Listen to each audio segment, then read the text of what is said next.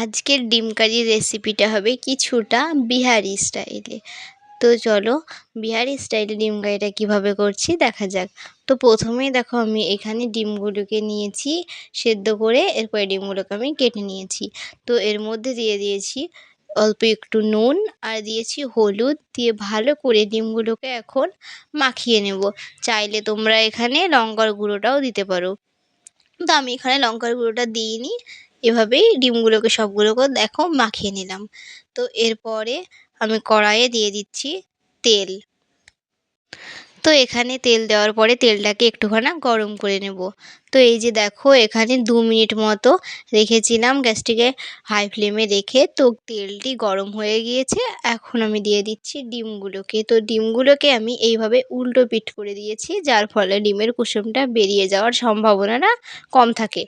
তো এবার ডিমগুলোকে আমি লাল লাল করে ভালো করে ভেজে নেব। গ্যাসটাকে মিডিয়াম টু লো ফ্লেমে রেখে 3 থেকে 4 মিনিট মতো ভাজলেই ডিমগুলো খুব ভালোভাবে ভাজা হয়ে যাবে। তো এখানে দেখো আমার ডিমগুলো ভাজা হয়ে গিয়েছে ভালোভাবে, এখন আমি ডিমগুলোকে তুলে নেব। তো ডিমগুলোকে তুলে নিয়েছি। ওই কড়াইয়ে আবার আমি দিয়ে দিলাম জিরা আর 2টো শুকনো লঙ্কা দিয়ে এখন এগুলোকে ভালো করে আমি কিছুটা ভেজে নেব। তো ভাজা দেখো এখানে হয়ে গিয়েছে, এখন দিয়ে দিলাম পেঁয়াজ কুচি। পেঁয়াজ কুচিগুলো একটুখানি আমি নেড়ে চেড়ে দিয়ে দেবো এখানে 2টো গোটা রসুন। তো পেঁয়াজগুলো 1 থেকে 1.5 মিনিট মতো ভেজে আমি দিয়ে দিলাম এখানে গোটা রসুন। তো গোটা রসুন দিয়ে আবারও ভালোভাবে আমি পেঁয়াজগুলোকে এবার ভেজে নেব 2 থেকে 3 মিনিট মতো। তো এখানে দেখো পেঁয়াজগুলো ভাজা হয়ে গিয়েছে, কালারটাও চেঞ্জ হয়ে গিয়েছে। এখন আমি দিয়ে দিলাম লঙ্কা জিরা বাটা আর আদা রসুন বাটা দিয়ে ভালোভাবে মশলাটাকে কষিয়ে নেব। আর এই পর্যায়ে আমি দিয়ে দেব কালারের জন্য হলুদ গুঁড়ো, কাশ্মীরি লাল লঙ্কার গুঁড়ো আর দিয়ে দেব পরিমাণ মতো নুন, দিয়ে আবারও ভালোভাবে কষিয়ে নেব মশলাটাকে।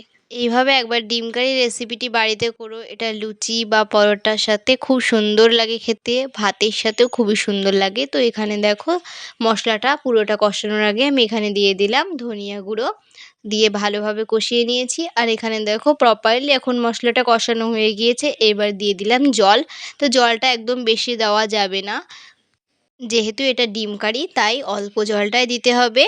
তো তোমরা একবার বাড়িতে অবশ্যই ট্রাই করো, অবশ্যই ভালো লাগবে তোমাদের খেতে এই ডিম কারির রেসিপিটি। আর একটু অন্যরকম টাইপের এই রান্নাটা। আর ডিম কারির রেসিপিটি খুব সহজেই হয়ে যায় আর খেতেও হয় অত্যন্ত সুন্দর। তো এখানে দেখো জলটা ফুটে গিয়েছে, এই পর্যায়ে আমি ডিমগুলোকে দিয়ে দিয়েছিলাম আর দিয়ে দিলাম এবার গরম মশলার গুঁড়ো, দিয়ে ভালো করে একটু নেড়ে চেড়ে ডিম কারির রেসিপিটি নামিয়ে নেব। তো আজকে ডিম কারির রেসিপিটি এখানেই কমপ্লিট হলো। তো তোমাদের ভিডিওটি কেমন লাগলো? যদি ভালো লাগে অবশ্যই একটা লাইক কমেন্টস করো, আর চ্যানেলটিতে যদি নতুন হয় সাবস্ক্রাইব করে দিও।